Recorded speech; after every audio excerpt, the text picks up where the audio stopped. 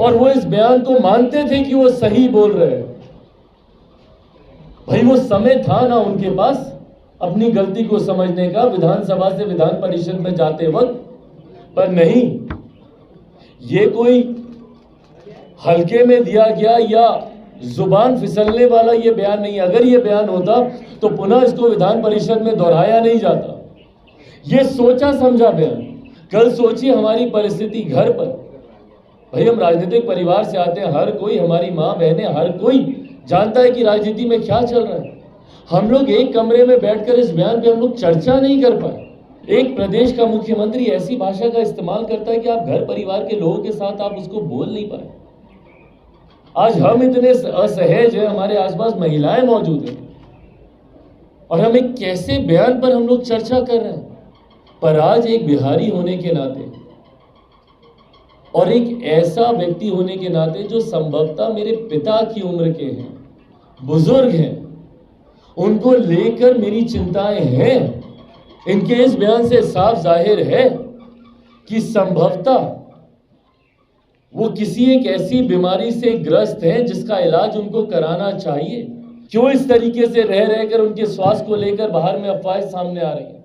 और अगर उसमें 1% की भी सच्चाई है तो सिर्फ राजनीतिक लाभ के लिए इन बातों को छुपाए जाना और एक व्यक्ति को बीमारी में और ढकेलते जाना कहीं से भी जायज नहीं है। उनके आसपास के लोग, अगर उनके पार्टी के लोग ऐसा नहीं करते तो मैं केंद्र सरकार से मैं मांग करता हूं कि बिहार में राष्ट्रपति शासन लागू करे और मुख्यमंत्री को हर संभव मेडिकल सेवा जो उनको देने की जरूरत है उनको दी जाए। और हमारे प्रदेश का मुख्यमंत्री, भाई जो प्रदेश अपने संस्कारों के लिए जाना जाता है, हम उस प्रदेश से आते हैं जहां पर हम अपने पिता के सामने नजरें मिलाकर बात नहीं करते। हम लोग उस प्रदेश से आते हैं जहां दिन में 4 बार अपने माता पिता दादा दादी के घर से निकलते, घर घुसते वक्त हम लोग पांव छूते हैं। हम लोग उस प्रदेश से आते हैं जहां घर के बड़े जब तक खाते नहीं हम लोग बैठते नहीं हैं। हम उस प्रदेश से आते हैं जहां छोटे बच्चों तक को आप करके हम लोग बात करते हैं, बेटा आप खाइएगा, आप खा लिए। उस राज्य का मुख्यमंत्री इतनी अश्लील भाषा का इस्तेमाल बिहार की विधानसभा में करते हैं। और एक बार के लिए भैया हम मान लेते हैं, क्योंकि आज मुख्यमंत्री अपनी ही निंदा कर रहे हैं अपने बयान को लेकर, खुद बोल रहे हैं कि हमको शर्म आ रही है, माफी मांग रहे हैं, पर नहीं, ये कोई हल्के में दिया गया या जुबान फिसलने वाला ये बयान नहीं। अगर ये बयान होता तो पुनः इसको विधान परिषद में दोहराया नहीं जाता।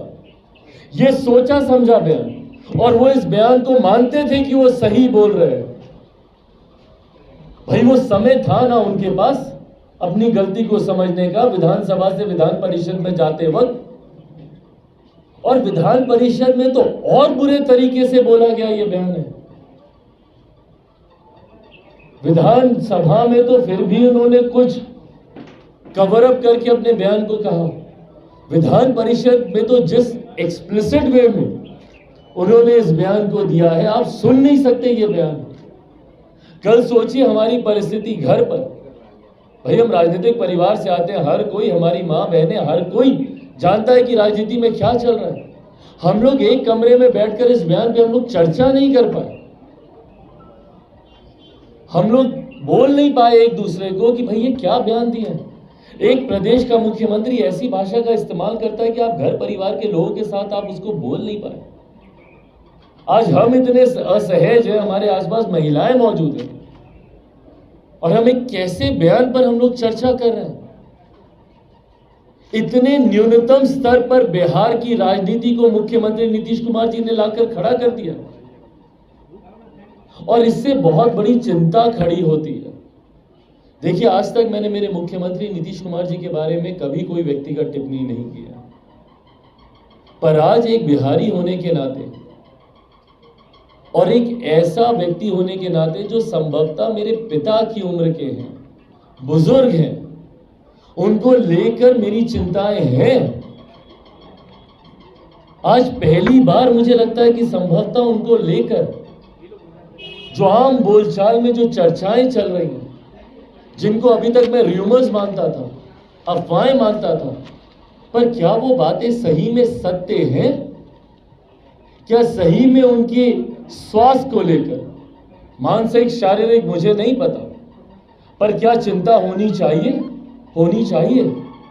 इनके इस बयान से साफ जाहिर है कि संभवतः वो किसी एक ऐसी बीमारी से ग्रस्त हैं जिसका इलाज उनको कराना चाहिए। और ये चिंता मेरी जितनी मेरे मुख्यमंत्री को लेकर है व्यक्तिगत तौर पर, उतनी ही चिंता मेरे प्रदेश को भी लेकर है। भाई, हम अपने प्रदेश को एक ऐसे व्यक्ति के हाथ में नहीं छोड़ सकते हैं जिनका मानसिक स्वास्थ्य ठीक नहीं है। गलत वे में ना लिया जाए, मैं किसी को चिढ़ाने के लिए, किसी को हीन भावना से। और आज की तारीख में भैया मानसिक स्वास्थ्य को लेकर चर्चाएं शुरू हुई हैं और ये होनी चाहिए, ये छुपाने वाली बातें नहीं है। कितने बड़े बड़े एक्टर्स हैं जो खुलकर अपने मानसिक स्वास्थ्य की आज की तारीख में चर्चा कर रहे हैं। और ऐसे में अगर मेरे मुख्यमंत्री भी किसी ऐसी मानसिक बीमारी से ग्रस्त हैं या संभवतः शारीरिक बीमारी से जिसका असर, जिसका दबाव उनके दिमाग पर जा रहा हो, उस पर चर्चा होनी चाहिए। और ये जिम्मेदारी उनकी पार्टी की बनती है। और एक बिहारी होने के नाते बिहारियों का अधिकार है इस बात को जानने का कि क्या गलत है हो रहा है हमारे मुख्यमंत्री के साथ। क्यों इस तरीके से रह रहकर उनके स्वास्थ्य को लेकर बाहर में अफवाहें सामने आ रही हैं। और अगर उसमें 1% की भी सच्चाई है तो सिर्फ राजनीतिक लाभ के लिए इन बातों को छुपाए जाना और एक व्यक्ति को बीमारी में और ढकेलते जाना कहीं से भी जायज नहीं है। उनके आसपास के उनके शुभचिंतक जितने भी हैं, मैं उनसे आग्रह करूंगा, भाई अगर जरूरत है तो इलाज कराएं। और आज की तारीख में मानसिक स्वास्थ्य कोई शर्म की बात नहीं है, कोई छुपाने की बात नहीं है, उस पर चर्चा होनी चाहिए। और जरूरत है तो मुख्यमंत्री का इलाज कराया जाए। और अगर उनके आसपास के लोग, अगर उनके पार्टी के लोग ऐसा नहीं करते तो मैं केंद्र सरकार से मैं मांग करता हूं कि बिहार में राष्ट्रपति शासन लागू करे और मुख्यमंत्री को हर संभव मेडिकल सेवा जो उनको देने की जरूरत है उनको दी जाए। इस तरीके से एक व्यक्ति को आप बीमारी में और नहीं ढकेल सकते।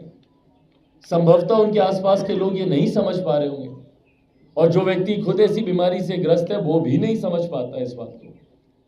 ऐसे में वो इलाज कराएं, पर उनके इस बीमारी का नुकसान पूरे प्रदेश को हो ये भी उचित नहीं है। लाइव बिहार YouTube पर सब्सक्राइब और Facebook पर लाइक जरूर करें।